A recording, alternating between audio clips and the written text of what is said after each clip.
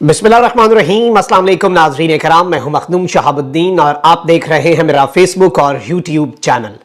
उम्मीद करता हूं आप सब लोग बखैर आफियत होंगे और जहां भी होंगे अपने अहले खाना समेत खुश भी होंगे और महफूज भी। नाज़रीन कराम, तीन बहुत बड़ी खबरें, तीन एक्सक्लूसिव डेवलपमेंट्स हैं जो आपके सामने रखनी है। एक जानिब तो इमरान खान साहब के लिए एक नया चैलेंज या फिर एक नई ऑफर मंजर आम पर आ चुकी है और अगर बाहर नहीं जाना तो ये ऑफर मान लो, कप्तान के सामने एक और ऑप्शन रख दिया गया है। वो ऑप्शन क्या है उस पर भी बात कर लेते हैं।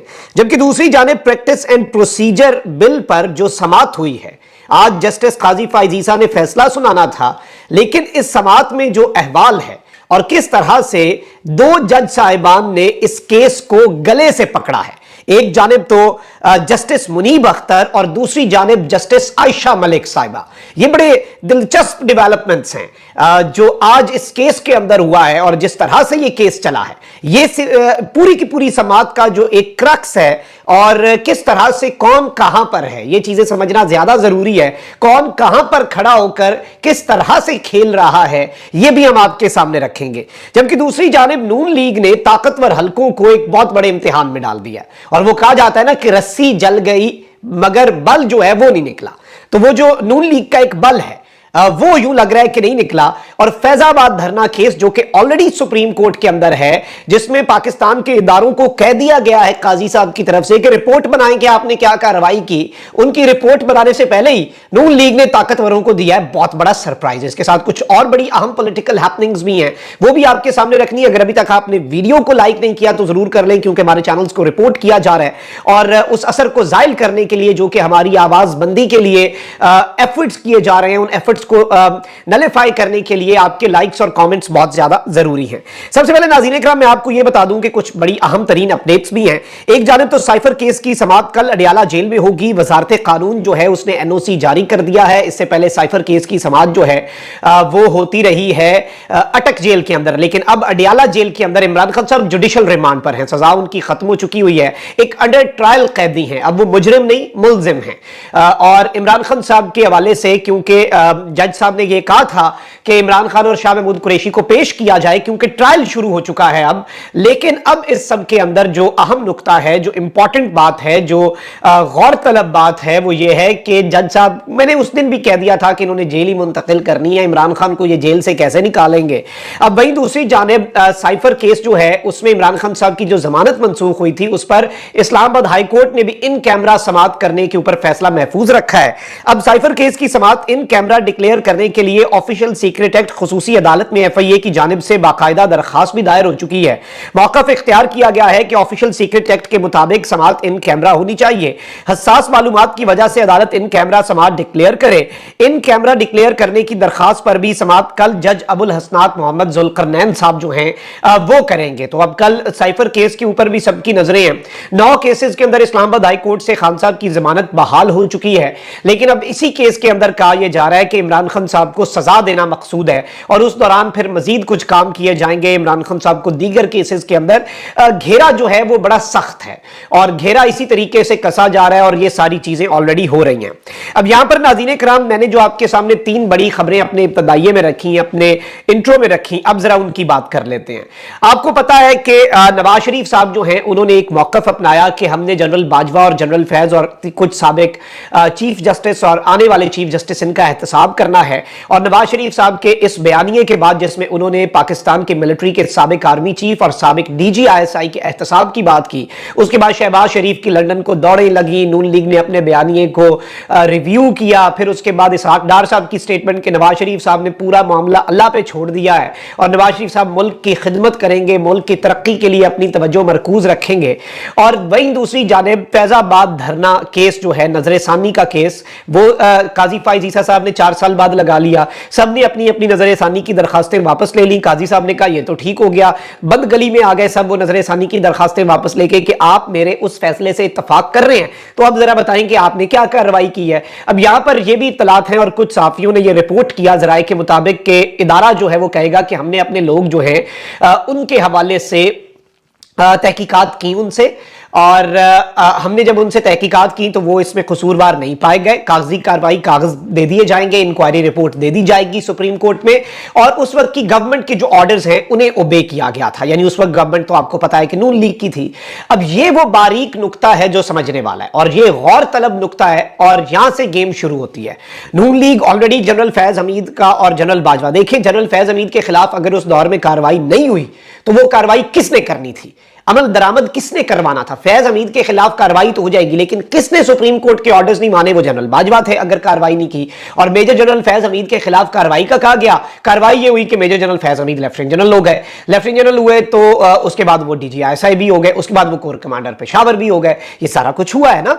तो अब इस सबको अगर हम अपने जहन में रखें तो नून लीग के दो रहनुमाओं ने अहम स्टेटमेंट्स दी हैं। एक जानिब तो साबिक वजीर दिफा ख्वाजा आसिफ ने कहा कि फैजाबाद धरने में जिन लोगों ने धरने वालों को बिठाया था वही जामिन थे। यानी कि अब ये इदारे की बात हो रही है कि जिन लोगों ने फैजाबाद धरने में लोगों को बिठाया था वही जामिन बने थे। जामिन कौन बना था? फैज हमीद साहब बने थे। जामिन कौन बने थे? फैज हमीद साहब क्या चकवाल से ताल्लुक रखने की वजह से बने थे जामिन? नहीं। वो हमीद साहब के बेटे होने की वजह से बने थे? नहीं जी। क्या वो वहां पे अपने भाई के किसी ओहदे की वजह से बने थे? नहीं। फैज हमीद साहब क्यों जामिन बने थे? क्योंकि वो एक इदारे के अहम तरीन पोजीशन पर थे, वो DGC थे, और ये सारी चीजें ऑब्वियसली जहन में रखने वाली हैं। तो अब ये कह रहे हैं कि जिन लोगों ने जमानत दी उस मुआहदे की, वही वहां पर लोगों को बिठाने वाले थे। अब ये इदारे का बहुत बड़ा इम्तिहान है। फैजाबाद धरने की अमल दरामद का केस की जो रिपोर्ट आती है काजी साहब की अदालत में, क्या वो इससे मुताबिकत रखती है? और अगर ये मुताबिकत नहीं रखती तो फिर क्या होगा? ये भी नुक्ता जो है ये समझने वाला है। इस सब के अंदर इन्होंने कुछ और बातें भी कही हैं, और इन्होंने कहा है कि जी फैज हमीद जो है, अच्छा मैं आपको यहां पर ये भी बता दूं कि एहसन इकबाल साहब जो हैं उन्होंने ये इंकशाफ किया है कि 2017 के फैजाबाद धरना जो है उसमें मुआहिदे में lieutenant general retired Faiz Hamid जो है इसरार करके शामिल हुए थे। यानी फैज हमीद साहब ने जिद की थी, फैज हमीद साहब ने इसरार किया था कि मैंने इसमें शामिल होना है। और इस सब के अंदर यह भी एक बहुत बड़ी खबर है, और इसे आप ये समझ सकते हैं कि एक जानिब तो नून लीग ने फैज हमीद साहब को घेरे में लिया है, तो वहीं दूसरी जानिब मौजूदा एस्टैब्लिशमेंट को भी एक बहुत बड़े इम्तिहान में डाला है। और वही बात है कि शरारत करने से नून लीग जो है वो बाज नहीं आ रही, और इदारे ने एक बड़ा क्लियर मैसेज दिया नून लीग को। नून लीग ने उसके बाद पीछे भी हटना मुनासिब समझा। Nawaz Sharif was chicken out completely. Faiz Hameed का मामला अल्लाह पे छोड़ दिया है। खुद एहतसाब करने का ख्वाब जो है वो नवाज शरीफ साहब का, फैज हमीद साहब का एहतसाब करने का जो ख्वाब है मियां साहब का, वो चकनाचूर हो गया। लेकिन इस सब के अंदर ये सारी बातें जो हैं ये जहन नशीन रखनी है आपने कि इन्हें जहां पर मौका मिल रहा है ये ताकतवरों को एक बहुत बड़े इम्तिहान में डाल रहे हैं। नंबर 1 ये पॉइंट हो गया। अच्छा अब आते हैं दूसरी चीज के ऊपर। आपको पता है कि इस वक्त इमरान खान साहब को 3 मरतबा इमरान खान साहब ने इनकार किया मुल्क से जाने से, चेयरमैनशिप से दस्तबरदार होने से। ये सारी ऑफर्स इमरान खान साहब ने रिजेक्ट की हैं। अब जारी बात है कि बहुत से लोग जो ताकतवरों के करीब समझे जाते हैं उनमें अंसार अब्बासी साहब भी हैं, वो उनके सोर्सेज बड़े अच्छे हैं ताकतवरों के हवाले से। और इन्होंने एक आर्टिकल लिखा है नवाज शरीफ इन और इमरान खान आउट। अच्छा अब यहां पर इन्होंने इमरान खान साहब के साथ कुछ, इमरान खान साहब के लिए यूं लग रहा है कि कुछ बातें लिखी है। मैं नवाज शरीफ साहब वाली नहीं, लेकिन इमरान खान साहब के लिए एक पैगाम है। कहते हैं कि साइफर केस के साथ साथ 9 मई के मुकदमात इमरान खान और उनकी सियासत के लिए संजीदा खतरा है, लेकिन इन तमाम तर खतरात के बावजूद खान साहब और तहरीक इंसाफ की तरफ से उस फौज मुखालिफ बयानिए और 9 मई के वाकयात की मजम्मत और उस माजी से दूरी के लिए कोई कोशिश नहीं हो रही। जरूरत इस अमर की थी कि तहरीक इंसाफ की क़यादत इदारों से टकराव वाली सूरत हाल को खत्म करने के लिए अपने वोटर्स, सपोर्टर्स और सोशल मीडिया में फौज मुखालिफ बयानिया के खिलाफ आवाज उठाती, उसे सख्ती से रद्द करती और हर ऐसे फर्द जो अपने आप को तहरीक इंसाफ से जोड़ता है से लाताल्लुकी का इजहार करती जो फौज और उसकी क़यादत को बदनाम कर रहा है। ताहम अफसोस के इमरान खान साहब ऐसा नहीं कर रहे और ना ही तहरीक इंसाफ की दूसरी क़यादत ऐसा कर रही है। वैसे तो खान साहब और तहरीक इंसाफ की बड़ी ख्वाहिश है कि ताल्लुकात ठीक हों, लेकिन ऐसा उस वक्त तक नामुमकिन है जब तक तहरीक इंसाफ फौज मुखालिफ बयानिए को रद्द नहीं करती। यह बुनियादी नुक्ता समझने में इमरान खान को कितना वक्त लगेगा इस बारे में कुछ नहीं कहा जा सकता। अब यह एक क्लियर मैसेज है, जाहिर बात है ये इनडायरेक्ट और डायरेक्ट दोनों तरीकों से मैसेजिंग होती है और ये पब्लिक में भी आके ये मैसेज दिया जा रहा है कि इमरान खान साहब के ताकतवरों के साथ ताल्लुकात उसी सूरत में ठीक होंगे, उसी कंडीशन में ठीक होंगे अगर ये आप कर लेते हैं। आप क्या करते हैं, आप फौज मुखालिफ बयानिया अगर कोई कर भी रहा है आप उससे लाताल्लुकी का इजहार करें जो बंदा खुद को पीटीआई का कहता है लेकिन सोशल मीडिया पर फौज मुखालिफ बयानियां करता है, प्रमोट, आप उससे भी लाताल्लुकी का इजहार करें और खुलकर करें और बहुत ज्यादा सख्ती से करें ताकि यह नैरेटिव ठीक हो। और यह बेसिकली यूं लग रहा है कि इमरान खान साहब के लिए एक नई ऑफर है कि बाहर नहीं जाना ठीक है, चेयरमैनशिप से नहीं हटना ठीक है, लेकिन यह काम कर दो, ये वाला काम जो है ये करवा दो। और खान साहब तो अंदर है, वो कैसे करवाएं? तो इसमें यह भी कहा गया कि ना खान साहब ये काम करवा रहे हैं, ना पीटीआई की जो लीडरशिप है वो ये काम करवा रही है। और पीटीआई की लीडरशिप को भी चाहिए कि वो ये काम करवाए ताकि उसके बाद इदारों के साथ ताल्लुकात जो है वो आगे बढ़ेंगे और उनमें कुछ बेहतरी की उम्मीद पैदा हो सकती है। अब ये नुकता भी बड़ा अहम और बड़ा इंटरेस्टिंग है। अब जरा आ जाते हैं आखिरी जो बड़ी अपडेट मैंने आपके सामने रखनी थी, और आज खबरें बहुत ज्यादा, मैं जल्दी में आपके सामने सारी डेवलपमेंट्स रख रहा हूं। अच्छा, इस सब के अंदर आज भी फुल कोर्ट की समाअत हुई, पूरी कौम ने देखी। जाहिर बात है अंग्रेजी में it gets boring for a few people, बल्कि अ लॉट ऑफ पीपल, तो मैं इसका एक क्रक्स भी आपके सामने रख देता हूं। काजी साहब ने आज जो हाईलाइट ऑफ द डे है वो ये कहा है कि जब मार्शल लॉ लगते हैं तो हथियार फेंक देते हैं, पार्लियामान कुछ करे तो सबको हल्फ याद आ जाता है। और काजी साहब ने कहा कि यहां पर भी कुछ लोगों की तस्वीरें लगी हुई हैं जिन्हें अपने हल्फ भूल जाते हैं। और इस सब के अंदर ये समाज जो है आज एक मरतबा फिर फुल कोर्ट जो है उसने यहां पर की। और आज भी जस्टिस काजी फाइज ईसा जो कि चीफ जस्टिस हैं सुप्रीम कोर्ट ऑफ पाकिस्तान के, ऑनरेबल, उन्होंने ये कहा कि मैं आज इस केस का फैसला करना चाहता हूं। उन्होंने पिछली समाअत पर भी कहा था मैं इस केस का फैसला आज करके उठूंगा। लेकिन जारी बात है कि बेंच के अंदर से भी, और लास्ट टाइम भी आपने देखा कि बेंच के अंदर ज्यादा 70% जो है वो जजेस ने बात की, वुकला ने पिछली समाअत के ऊपर कमोबेश 30% बात की होगी अप्रॉक्सीमेटली। अब यहां पर मैं आपको यह बता दूं कि काजी साहब ने आज भी बहुत से रिमार्क्स दिए। उन्होंने कहा कि कुछ लोगों का भी ख्याल है इस कानून से सुप्रीम कोर्ट और पार्लियामान आमने सामने आ गए। मैं लफ्ज जंग इस्तेमाल नहीं करूंगा, supreme court practice and procedure अब कानून बन चुका, जबकि यह बिल कभी कानून बना ही नहीं था। पार्लियामेंट कानून साजी कर सकता था या नहीं, इस बहस में नहीं जाना चाहिए। Supreme court practice and procedure आइन से मुतसादिम है या नहीं, ये बताएं। और इस तरह की काफी चीजें हुई और कहा कि पर्दे वाहिद ने इस मुल्क की तबाही की है, पर्दे वाहिद में चाहे कोई मार्शल लॉ ही क्यों ना हो। और इस तरह की चीजें भी हुई हैं। मुस्लिम लीग नून और मुस्लिम लीग काफ ने supreme court practice and procedure act के खिलाफ दरखास्तें खारिज करने की इस्तदा की। पाकिस्तान तहरीक इंसाफ ने अपने जवाब में कहा कि प्रैक्टिस एंड प्रोसीजर एक्ट अदलिया की आजादी के खिलाफ है।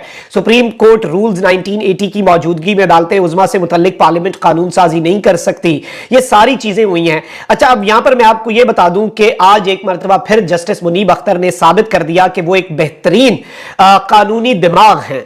और इस सब के अंदर जस्टिस मुनीब अख्तर ने केस का एक बुनियादी नुकता बयान कर दिया कि क्या कानून बनाने वालों के पास ऐसा कानून बनाने की अहलियत थी या नहीं। अगर नहीं थी तो ऐसे अमल को तकनीकी इस्तिलाह में फ्रॉड कहा गया है। यह मानी नहीं रखता कि कानून कितना अच्छा है या बुरा। यानी बार बार यही बात हो रही थी और काजी साहब का यह मौक़िफ़ है कि बड़ा अच्छा कानून है, मेरे अपने इख्तियारात जो हैं वो कम हो रहे हैं, लेकिन यह बहुत अच्छा कानून है। लेकिन जस्टिस मुनीब अख्तर साहब ने सवाल यह पूछा कि आप यह बताएं कि क्या वो यह कानून बना सकते थे या वो यह कानून नहीं बना सकते थे। अगर वो नहीं बना सकते थे, अच्छा काम किया, बुरा किया, फ्रॉड किया, ये एक टेक्निकल टर्म है, इस्तिलाह यही इसके लिए इस्तेमाल हो सकती है। अच्छा बुरा सेकेंडरी है, मतलब मैं अगर एक अपने इख्तियारात से तजावुज करके कोई काम करता हूं, मैं वो कर ही नहीं सकता। वो अच्छा है बुरा है वो सेकेंडरी है। लेकिन अगर आप इजाजत दे देते हैं, और इसमें फिर जस्टिस आयशा मलिक साहिबा ने नाज़रीन इकराम कल फिर एक, और आज ये भी बात हुई कि अब ये जो इख्तियार है अगर सुप्रीम कोर्ट को दे दिया पार्लियामेंट ने, पार्लियामेंट के पास ये इख्तियार है, उसने कानून साजी करके सुप्रीम कोर्ट को इख्तियार दे दिया, अपने रूल्स बनाए। कल को यही पार्लियामेंट विफाकी हुकूमत को कहेगी आप सुप्रीम कोर्ट के रूल्स बनाएं, तो मानेंगे? फिर हर चीज माननी पड़ेगी। फिर वो कहेंगे पार्लियामेंट के अंदर से, अगर आप इसकी एक एग्जांपल ये भी हो सकती है, पार्लियामेंट कल को कहे कि फलाना चीफ जस्टिस फारिग है, सुप्रीम जुडिशियल काउंसिल को खत्म करें, उसकी जरूरत ही कोई नहीं है, तो क्या करेंगे? फिर मानना पड़ेगा क्योंकि आप प्रेसिडेंट सेट कर रहे हैं। अच्छा, अब जस्टिस आयशा मलिक जो है उन्होंने भी इस केस को गर्दन से पकड़ा हुआ है। और जाहिर बात है कि जस्टिस आयशा मलिक साहिबा जो है उन्होंने भी आज फिर से रिमार्क्स दिए। लास्ट समाअत पर भी उन्होंने नुकता उठाया। उन्होंने कहा कि अपील के हक पर बात हो गई है तो मैं बुनियादी सवाल पर वापस जाऊंगी। 3 रुकनी कमेटी लार्जर या फुल कोर्ट बना दे तो अपील कहां जाएगी? जो केस हम अभी सुन रहे हैं इसकी अपील भी कहां जाएगी? जरा यह बता दें। इतना बड़ा लीगल इसके अंदर आप loop hole justice Ayesha Malik साहिबा ने उठाया है, क्योंकि इस कानून में यह है कि जो अपील होगी वो उससे बड़ा बेंच सुनेगा। अगर फुल कोर्ट सुन रहा है तो इसमें लिखा ही नहीं हुआ, यह कानून ही नामुकम्मल है। तो ये कुछ ऐसे टेक्निकल पॉइंट्स हैं जिसमें आप ये कह सकते हैं कि आज इस समाअत के अंदर जस्टिस मुनीब अख्तर और जस्टिस आयशा मलिक साहिबा ने इस समाअत के ऊपर ऐसे टेक्निकल नुकात उठाए हैं कि आज भी फैसला जो काजी साहब करना चाह रहे थे वो नहीं हो पाया। अपना बहुत ख्याल रखें। अल्लाह निगहबान पाकिस्तान।